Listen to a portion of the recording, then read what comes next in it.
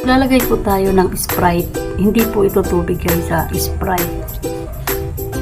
Isang cup po na 250 ml. Ayan po ang ating Sprite. Lalagyan po natin siya ng 250 ml. Ayan guys, isa lang natin siya ulit.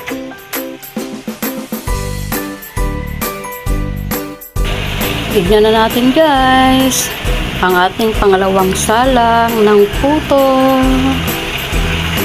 Wow! Ang ganda naman! Ang sarap-sarap! Yummy!